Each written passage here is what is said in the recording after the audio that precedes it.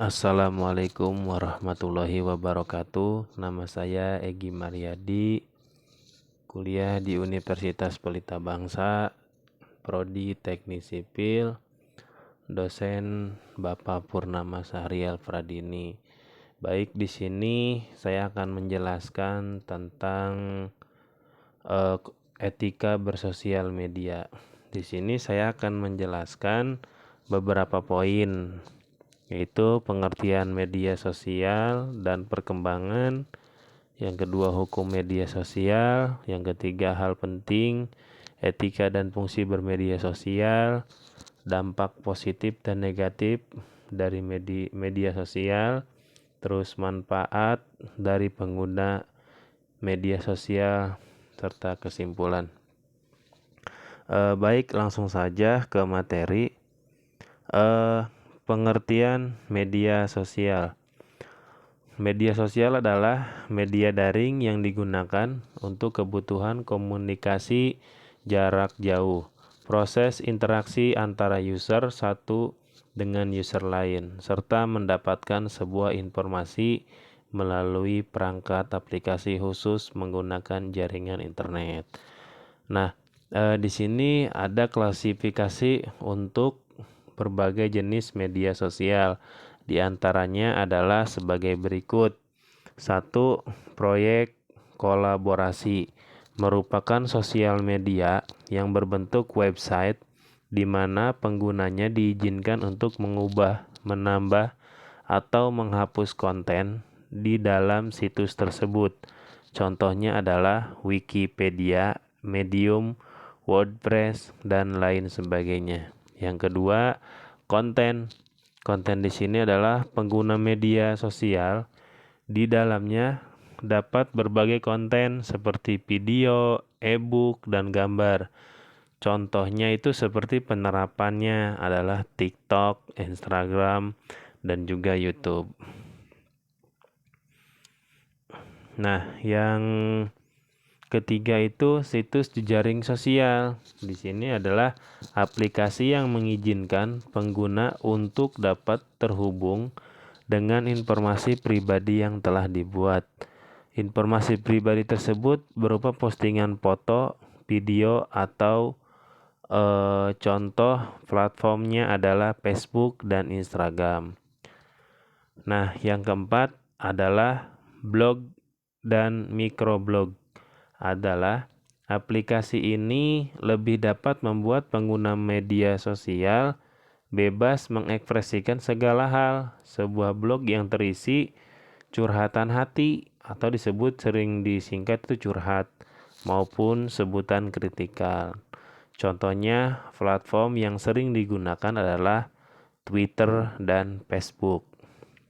Yang kelima adalah game world virtual. Dunia permainan berbasis virtual memungkinkan setiap player untuk dapat berinteraksi dan berkomunikasi dalam bentuk avatar selayaknya di dunia nyata. Contohnya dari penerapannya adalah online game atau sering orang dibilang mabar ya. Yang keenam, social world virtual. Dunia sosial berbasis virtual ini juga banyak diminati dengan menggunakan perangkat VR, itu adalah virtual reality yang dipasangkan di areal mata manusia. Perbedaannya dengan game world virtual terletak pada tujuan pengembangannya yang lebih ditekankan pada penyesuaian dengan dunia nyata, real life. Salah satunya contohnya adalah Second Life. Nah, selanjutnya ada hukum media sosial. Nah, hukum media sosial di sini secara Islam, hukum media sosial menurut pandangan Islam yaitu melakukan informasi yang berkaitan dengan berita yang benar. Nah, melalui media sosial, Fatwa MUI nomor 24 tahun 2017 ialah mengenai pedoman dan hukum yang bermuamalah, yaitu ada 4 larangan yang bermedia sosial yang tidak boleh dianjurkan di situs-situs jejaring ya. Yang pertama, tidak boleh melakukan gibah atau fitnah. Yang kedua, tidak melakukan bullying atau ujaran kebencian antar ras, suku, dan budaya. Yang ketiga, tidak menyebarkan berita tidak benar atau hoax. Yang keempat, tidak menyebarkan materi pornografi dan kemaksiatan. Nah, di sini juga di dalam pemerintahan ini hukum media sosial ini masuk ke dalam Undang-Undang ITE nomor 11 tahun 2008 tentang informasi serta transaksi elektronik atau teknologi secara umum. Itu hanya segaris besaran saja untuk mengenai hukum media sosial. Nah, yang selanjutnya adalah hal penting etika dan fungsi dalam bermedia sosial. Nah, etika dalam bermedia sosial ini saya hanya mengambil 5 poin. Yang pertama, etika dalam berkomunikasi. Yang kedua, hindari penyebaran sara, pornografi, dan aksi kekerasan. Yang ketiga, periksa kebenaran berita. Yang keempat, menghargai hasil orang lain.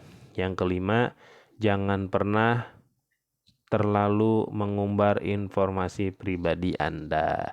Nah, fungsi dalam bermedia sosial di sini saya juga mengambil hanya 6 poin saja.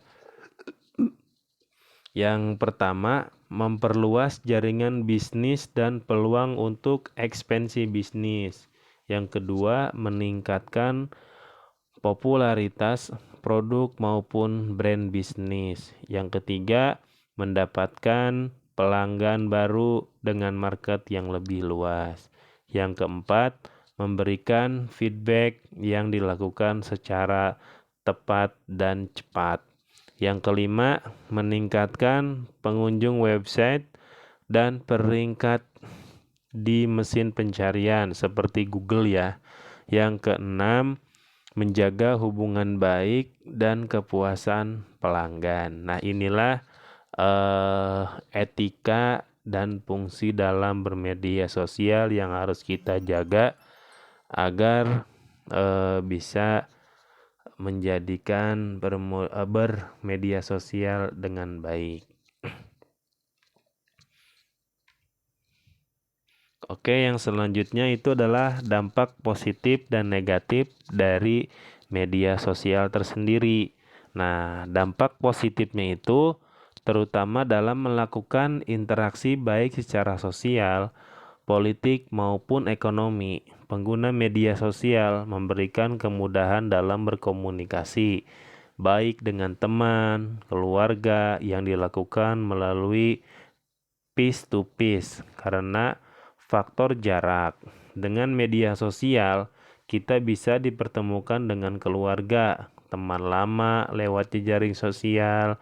Jadi, tidak heran kalau saat ini telah menjamur bisnis online seperti media sosial.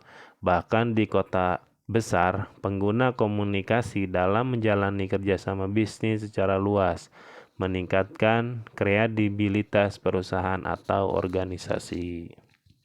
Nah, yang selanjutnya itu adalah dampak negatifnya. Dampak negatif terhadap masyarakat seperti yang kita lihat di kalangan masyarakat sering menanamkan kebencian terhadap orang lain dengan mengunggah kata-kata atau gambar yang tidak etis. Nah, pengguna media sosial juga berdampak pada pasangan suami istri karena dapat memicu kecemburuan antara pasangan jika salah satu pasangan membangun hubungan yang tidak wajar. Maka rumah tangga akan hancur berantakan dan bercerai akibat emosinya tidak terkontrol dan dapat menimbulkan persaingan yang tidak sehat. Nah, dari dampak positif dan negatif ini, makanya kita harus selalu beretika dalam bermedia sosial agar tidak menimbulkan hal-hal yang dapat merugikan kita bersama. Baik, yang selanjutnya adalah manfaat dari pengguna media sosial.